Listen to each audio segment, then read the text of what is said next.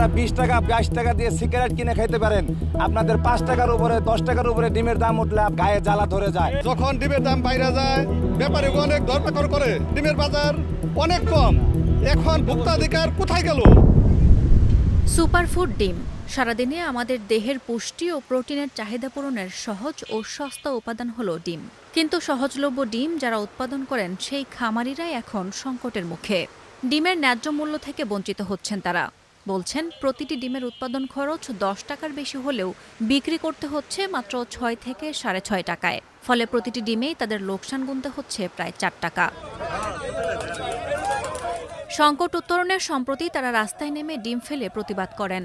তারা বলছেন প্রতিনিয়ত খামারের ব্যয় বৃদ্ধির জন্য এ প্রতিবাদ।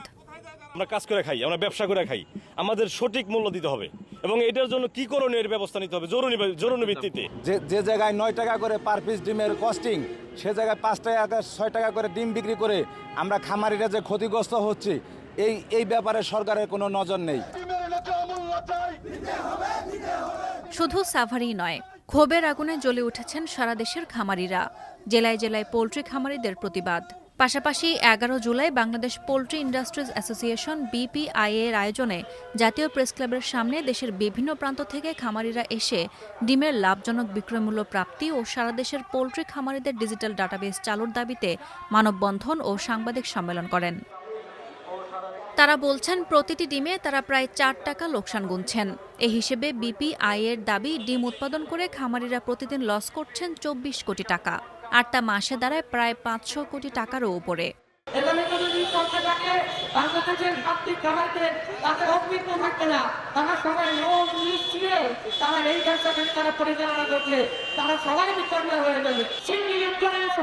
আজকে আমাদের যে প্রতিদান আছে, আমরা এই সেঞ্চুরি পাত্রটাই খাবারে নিত।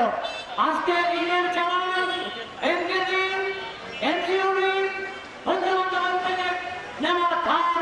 আজকে আমরা পরিশ্রম করতে পারতেছি না। BPIA এর তথ্য মতে গত 5 বছরে এ খাতে উৎপাদন খরচ বেড়েছে প্রায় দ্বিগুণ। 2022 সালে খরচ বেড়েছে 115%, 2023 সালে 145%, 2024 সালে 170%, 2025 সালে 190% এবং 2026 সালে 210%। খামারিরা বলছেন গত কয়েক বছরে উৎপাদন খরচ বৃদ্ধির প্রবণতা এত বেশি যে লোকসান দিতে দিতে দেয়ালে পিঠ ঠেকে গেছে তাদের। ইদানিং তারা কেন ভালো দাম পাচ্ছেন না, দায় আসলে কার? জবাবে আড়তদাররা দায় চাপাচ্ছেন স্থানীয় পাইকারদের। যারা মেন খাবারের থেকে ডিম কালেকশন করে, এক কথায় মিডিয়া আমরা বলি, কিন্তু আসলে তো মিডিয়া বলে আর কিছু বোঝায়, তাহলে আমরা মধ্যস্বত্বভোগী। যারা ওখানে ফার্মারে বিভিন্ন খাদ্য দেয়, তারা ডিম কালেকশন করে, তাদের থেকে আমরা কিন্তু ডিম কিনে নিয়ে আসি। এখন বিভিন্ন ফার্মেরা সাইডে যায়, তখন বিভিন্ন জায়গায় যখন রেট কিনে বেচা হয়, ওখান থেকে একটা রেট উঠে যায়, তখন আমরা ওই হিসাবে মার্কেটে ব্যবস্থা হিসেবে আমরা কিনে নিয়ে আসি। আর খুচরা বিক্রেতারা বলছেন তারা যখন যে দামে ডিম পান তখন তারা সে দামেই কেনেন আর অল্প লাভেই ছেড়ে দেন, তাদের কোনো দায় নেই। দাম একটু বাড়ছে, একটু কমছে, এখন কমে আসছে, যখন দাম বাড়ে তখন একটু বাড়ায়, মানে সীমিত লাভ করি। মনে করেন এক ডজন ডিমে 5 টাকা 6 টাকা 7 টাকা 8 টাকা এর লাভ হয়। সম্প্রতি ডিমের দামের ধসে নড়েচড়ে বসেছে পোল্ট্রি খাত সংশ্লিষ্টরা। তারা বলছেন একে অপরকে দোষারোপ না করে সরকার, খামারি এবং পোল্ট্রি শিল্প মালিকরা একসঙ্গে এর সমাধান করা দরকার।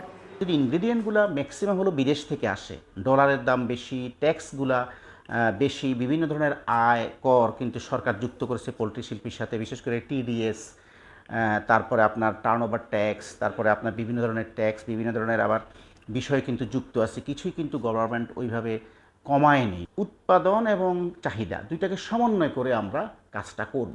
এটা একটু কঠিন কাজ কিন্তু সম্ভব। পৃথিবীর অনেক দেশেই কিন্তু এই কাজটা করে এই শিল্পটাকে কিন্তু একটা স্ট্যান্ডার্ড জায়গায়, ভালো জায়গায় রাখা হচ্ছে। প্রাণী সম্পদ অধিদপ্তর বলছে দেশের মানুষের প্রোটিনের চাহিদার প্রায় 40% পূরণ হয় এই খাত থেকে। তাই এ খাতের সমস্যা সমাধানে কাজ করছে সরকার।